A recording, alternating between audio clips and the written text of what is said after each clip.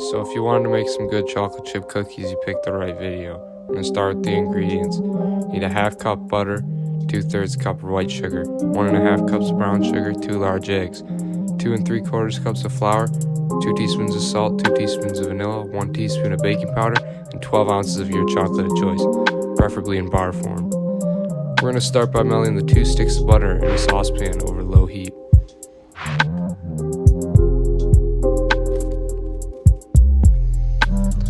While your butter is melting, you can take this time to chop up your chocolate into chunks.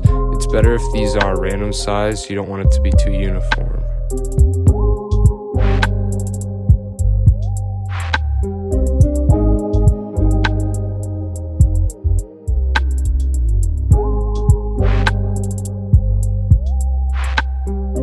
Once you're done chopping that, you can set that aside in a bowl so you can use it later.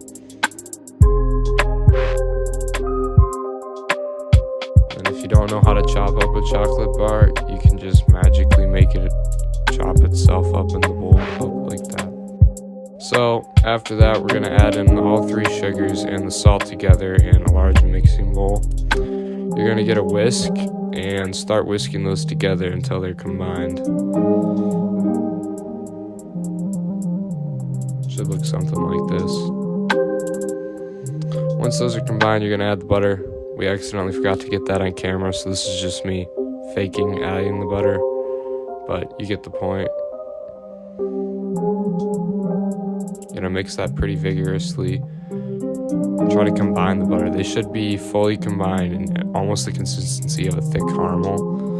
So once you see that consistency of thick caramel, you're gonna add in the 2 eggs and the teaspoon of vanilla. Then you're going to grab your whisk and whisk it again until it's a thinner consistency, but the batter is smooth.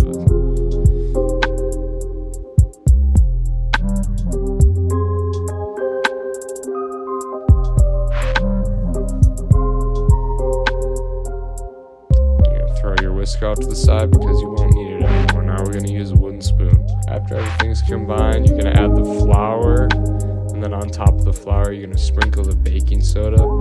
I like to sprinkle the baking soda evenly over the top just so it combines well into the dough and you don't get any spots that rise unevenly. And then you're going to start folding your dough. You don't want to do this too much because if you fold it too much, the dough could turn out tough and you don't want tough cookies.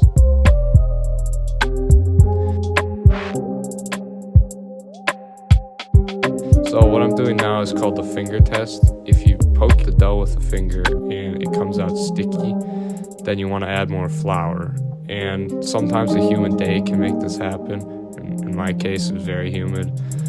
So then you're going to add more flour, mix it again. And if you can stick your finger in and it comes out clean, then you know the dough's ready to add the chocolate.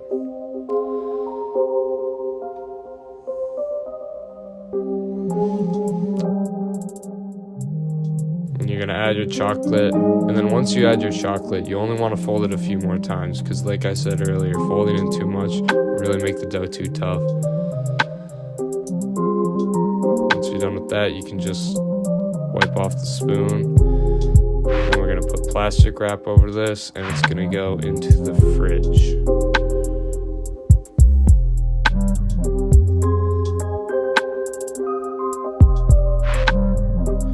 Once your dough's in the fridge, you're going to want to preheat your oven to 350 degrees. While your oven's preheating, you can get a tray ready with a piece of parchment paper.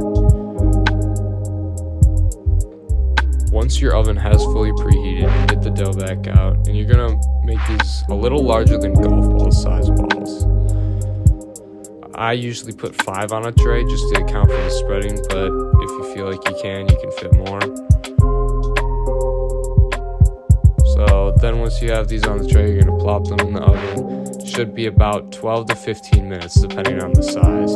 Obviously you can change the size, but I like to stick to bigger cookies because then you get that difference between the chewy center and the crisp outside.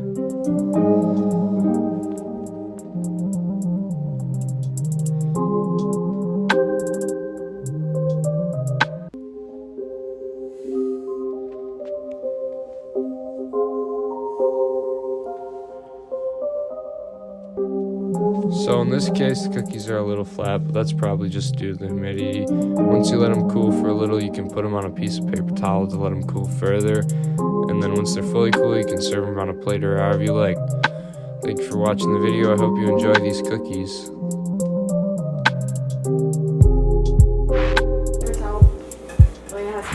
If you can't tell, I edit this video at